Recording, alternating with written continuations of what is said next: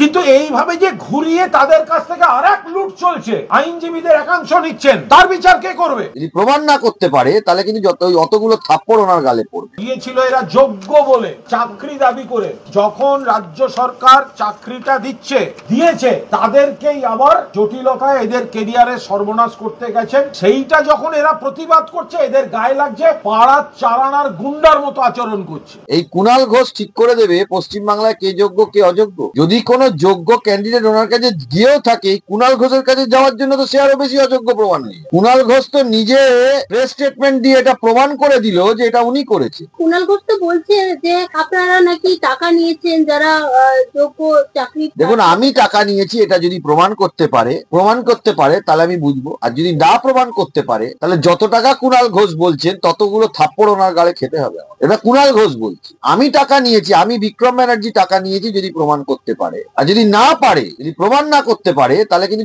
অতগুলো থাপ্পড় ওনার গালে পড়বে। আজকে আমরা দেখলাম যে এসএসসি 2016 যে চাকরি হারারা তারা বিক্ষোভ করে অবরুদ্ধ করেছে কালীঘাট, কিন্তু সেখানে তাদেরকে চিহ্নিত করা হচ্ছে অযোগ্য চাকরিদার। এই পশ্চিম বাংলায় একটা প্রজন্মকে ধ্বংস করার জন্য একমাত্র দায়ী মুখ্যমন্ত্রী মমতা বন্দ্যোপাধ্যায়। একটা প্রজন্মকে ধ্বংস করার জন্য আপনার চেয়ার থাকাকালীন কেন অযোগ্যরা চাকরি পাবে, সেই উত্তরটা কেন মুখ্যমন্ত্রী মমতা বন্দ্যোপাধ্যায় দেবে? আমি তো জনগণের কাছে প্রশ্ন করব। আপনি কেন স্কুল সার্ভিস কমিশন তাদের এফিডেভিটে স্ট্যান্ড নিচ্ছে যে we don't question the genuinity of the OMR? কেন আপনি নেবেন না যে ওএমআর মানি অথবা ওএমআর মানি না? মাঝ বরাবর কেন নেবেন? বলুন যে আমি মানি না ওএমআর, বলেননি তো। পুরো মানুষকে বিপদে ফেলার জন্য উনি এই কথাগুলো বলছেন। যারা তৃণমূলকে টাকা দিয়েছে, যারা ওনার দলের লোককে টাকা দিয়েছে, তাদের ছাড়া উনি ভাবেন। তাহলে কি তাদেরকে বাঁচানোর জন্যই এইরকম একটা সিচুয়েশন তৈরি করার চেষ্টা করছে? তাদেরকে কি বাঁচাতে পারলো? এবং তাদেরকে বাঁচাতে গিয়ে তো সব শেষ হয়ে গেল। কেন আজকে মমতা বন্দ্যোপাধ্যায় বলুন না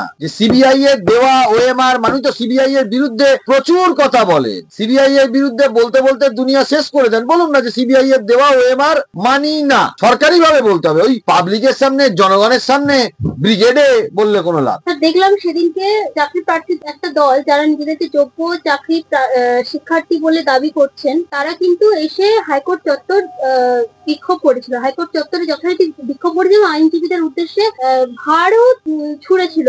এই প্রসঙ্গে আপনি কি বলবেন? সেদিনকে ঘটনাটা প্রসঙ্গে আপনি কি বলবেন? দেখুন, তাদেরকে পাঠিয়েছে, তাদের উপর আমি কোনো ক্ষোভ জানাচ্ছি না। যা হবে আইনে যা আছে তাই হবে। শুধু তাদেরকে একটা কথা বলবো, যে পাঠিয়েছে কুণাল ঘোষ, তার ছবিটা আমি দেখাচ্ছি, ভালো করে আপনি ক্যামেরাটা রিওয়াইন্ড করে দেখেন। তিনি কি বলছেন? সারদা মিডিয়ার সব থেকে বেশি সুবিধাভোগী মমতা। কে বলছেন? কুণাল ঘোষ। ছবি দেখুন, কুণাল ঘোষ সব থেকে বেশি সুবিধাভোগী কে? না মমতা। এটা বলছে কুণাল ঘোষ। এই কুণাল ঘোষ ঠিক করে দেবে পশ্চিমবাংলায় কে যোগ্য কে অযোগ্য। যদি কোনো যোগ্য ক্যান্ডিডেট ওনার কাছে গিয়েও থাকে, কুণাল ঘোষের কাছে যাওয়ার জন্য তো সে আরো বেশি অযোগ্য প্রমাণ নেই। কুণাল ঘোষ তো নিজে প্রেস স্টেটমেন্ট দিয়ে এটা প্রমাণ করে দিল যে এটা উনি করেছে। আমার কারুর ওপর কোনো ক্ষোভ নেই, কিন্তু দয়া করে এদের কথায় আপনারা যদি, যারা বিক্ষোভ করেছেন তাদের উদ্দেশ্যে বলছি, আমি কারুর নাম নেবো না, এদের কথায় যদি আপনারা চলেন, আপনাদের জীবনে বিপদ আরো ভয়ঙ্কর জায়গায় নেমে আসে। আপনাদের কাছে অনুরোধ করব, আপনাদের ওপর আমাদের কোনো ক্ষোভ নেই। আপনাদের মনে ক্ষোভ থাকতে পারে কোনো বিষয় নিয়ে, কিন্তু আমাদের কিছু নেই।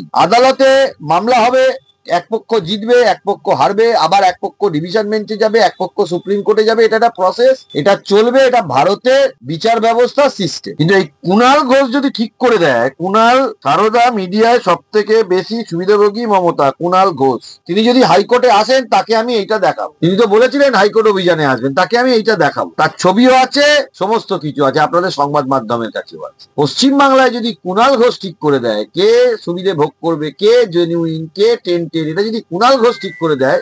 মুখ্যমন্ত্রী মমতা বন্দ্যোপাধ্যায় কিন্তু ভাতা দেবেন বলে ঠিক করেছেন যে গ্রুপ সি গ্রুপ ডি তাদেরকে বলেছেন যথারীতি 20,000 25,000 করে ভাতা দেবেন। আপনাদের মাধ্যমে আজকে থেকে আমি বলা শুরু করেছি, সারা পশ্চিমবাংলায় যত এসএলএসটির অ্যাপ্লিকেন্ট রয়েছেন, সারা পশ্চিমবাংলায় যত টেটের অ্যাপ্লিকেন্ট রয়েছেন, এসএলএসটি তে 20 জন, ফার্স্ট এসএলএস 20 লাখ, 22 লাখ, প্রাইমারিতে 20 লাখ, তারপরে আপনার পুলিশ কনস্টেবলে ধরুন 5 লাখ, 5.5 লাখ, পাবলিক সার্ভিস কমিশনে আরো 15 লাখ।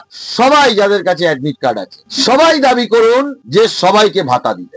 এবং আমি আরো কথা বলছি, যারা কন্ট্রাকচুয়াল কাজ করছেন, প্যারাটিচার কাজ করছেন, সবাই দাবি করুন সমকাজে সমবেতন।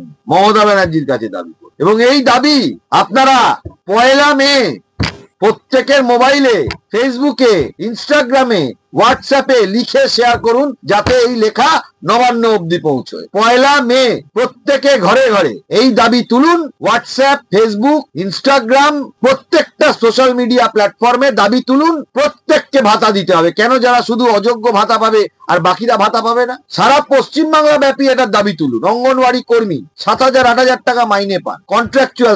কেন তারা সমকাজে সমবেতন? যারা চাকরি করেন তারা বলুন সমকাজে সমবেতন, কন্ট্রাকচুয়ালে যারা আছেন আর যারা চাকরি পাননি, যাদের অ্যাডমিট কার্ড আছে, যাদের অ্যাপ্লিকেশন ফর্ম আছে, সবাই দাবি করুন যে ভাতা চাই।